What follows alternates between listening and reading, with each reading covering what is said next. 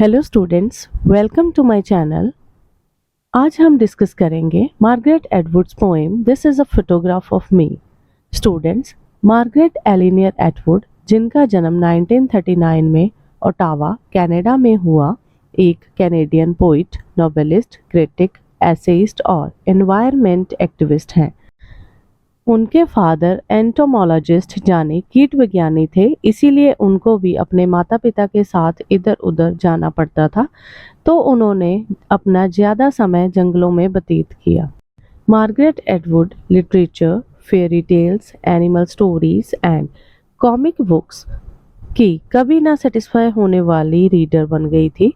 उन्होंने 6 साल की उम्र में लिखना शुरू कर दिया था और 16 साल की उम्र में उन्होंने प्रोफेशनली लिखने का निर्णय किया। उन्हें प्रोज फिक्शन और फेमिनिस्ट पर्सपेक्टिव के लिए जाना जाता है। अपनी पोइम्स में उन्होंने ह्यूमन बीइंग्स और ह्यूमन नेचर को समझने की कोशिश की है।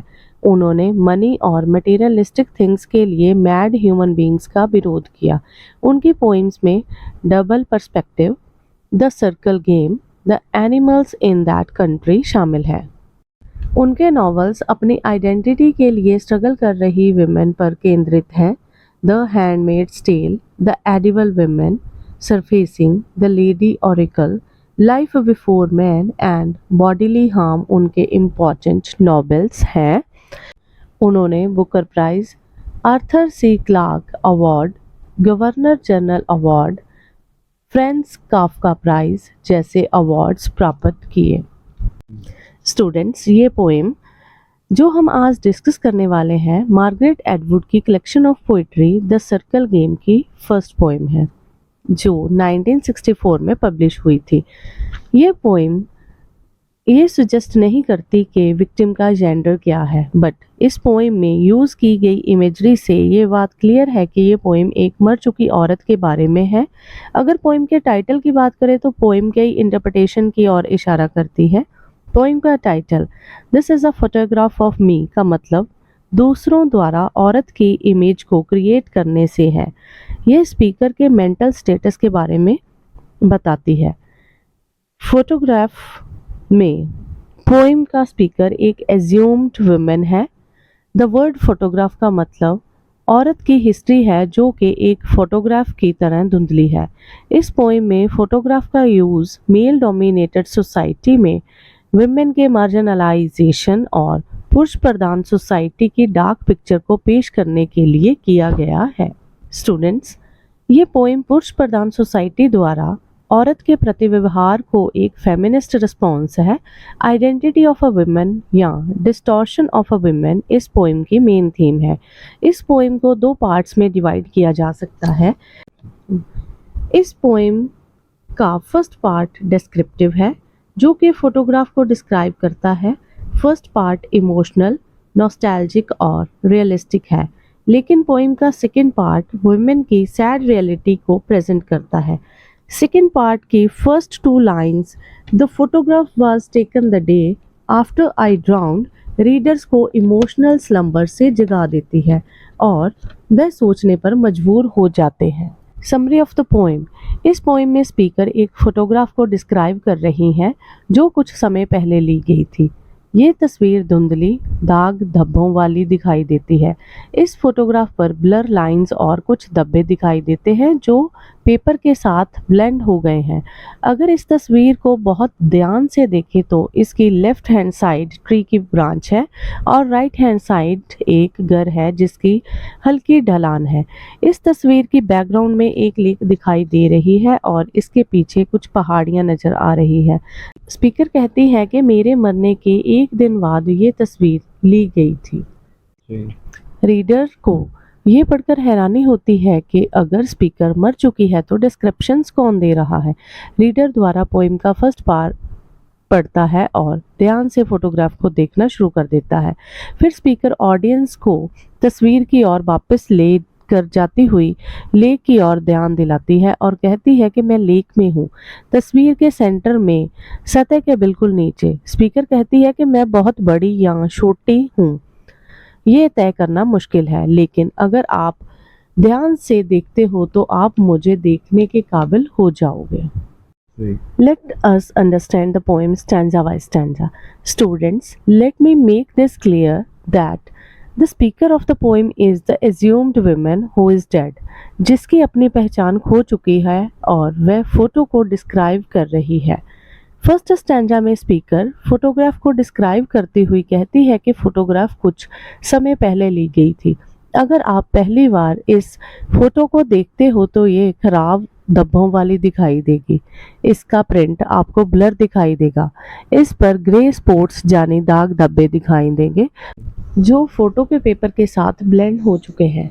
लिटरल मीनिंग के अलावा अगर इसके सरफेस मीनिंग की बात करें तो इस स्टैंजा में टाइम वर्ड हिस्ट्री में इस समय को रिप्रेजेंट करता है कि जब वुमेन को मैन के इक्वल राइट्स नहीं दिए गए थे और उसकी कोई आइडेंटिटी नहीं थी। उसकी इमेज भी इस फोटोग्राफ की तरह धुंधली थी।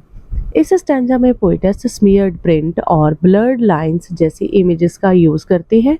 ये फोटोग्राफ के थ्रू उन मेमोरीज की ओर इशारा करती है जो धुंधली है और क्लियर नहीं है।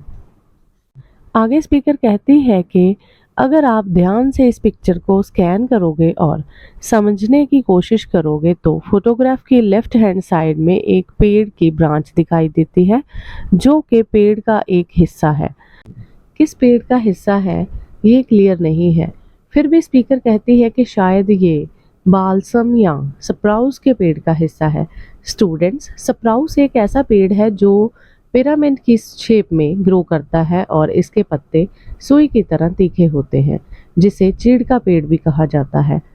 स्पीकर कहती है कि लेफ्ट हैंड साइड जो ब्रांच है वह इस पेड़ की है जो घर से बाहर ऊपर को उठते हुए दिखाई देते हैं।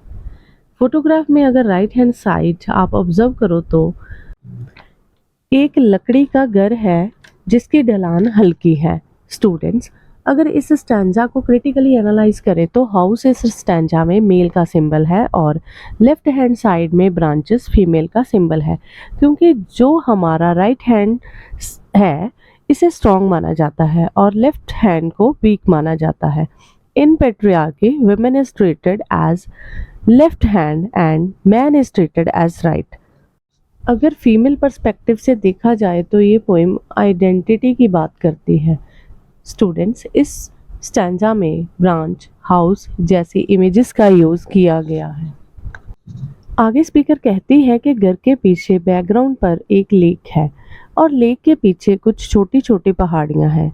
नेक्स्ट लाइंस जो है उसे पोएम का सेकंड पार्ट कह सकते हैं क्योंकि यहाँ पोएम में ट्विस्ट है। यहाँ पेरेंथेसिस स्टेटमेंट दी गई है कि ये तस्वीर उस दिन के बाद ली गई थी जब मैं पानी में डूब गई थी। ये लाइंस हमें हैरान कर देती है कि जब पोएटेस मर चुकी है तो ये डिस्क्रिप्शंस कौन दे रहा है। ये लाइंस हमें सोचने पर मजबूर कर देती है।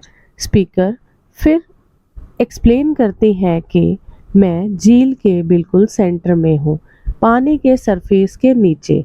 इस फोटोग्राफ का एक हिस्सा मैं भी हूँ, ऐसा पोएटेस कह रही है। स्टूडेंट्स, इस पोएम को अलग अलग तरीकों से इंटरप्रेट किया जा सकता है। ये भी अंदाज़ा लगाया जा सकता है कि स्पीकर इस पोएम में पोएटेस का घर है जो पानी में डूब चुका है। ये लाइंस पोएटेस की हाउस के साथ बिलोंगिंगनेस को बयां करती है।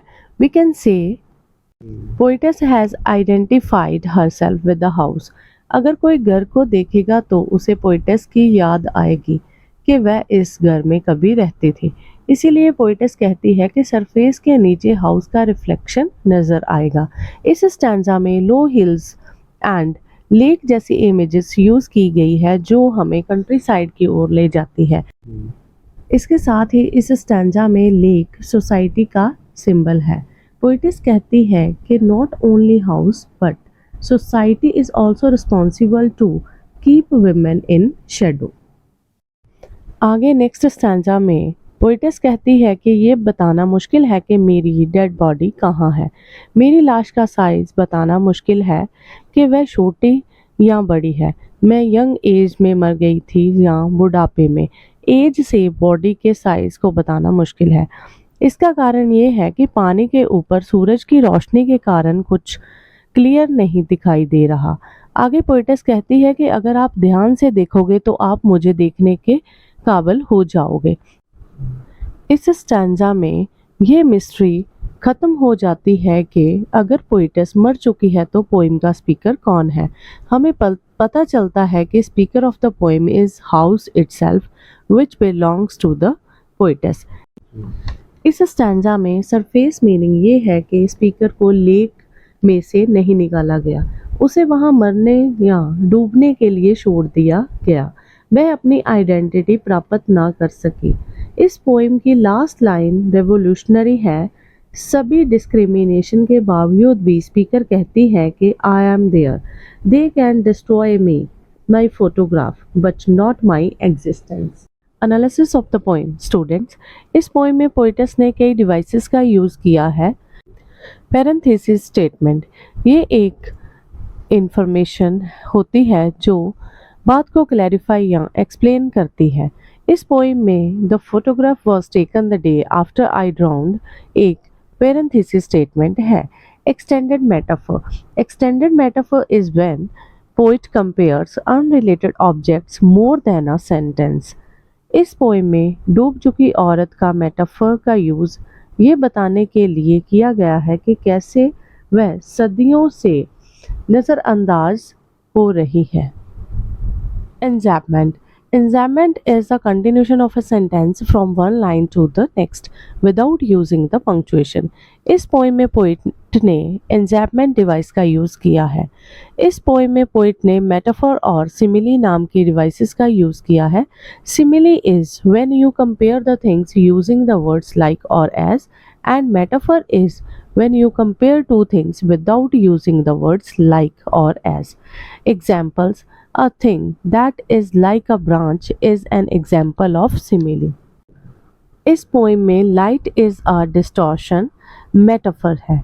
वुमेन सोसाइटी को लाइट प्रदान करती है और सोसाइटी उनकी कंट्रीब्यूशन को डिस्टॉर्ट कर देती है। This poem is full of images. इस पोइम में फोटोग्राफ को डिस्क्राइब करने के लिए पोइटेस ने ब्रांच, हाउस, लेक, हिल्स जैसी इमेजेस का यूज़ किया है।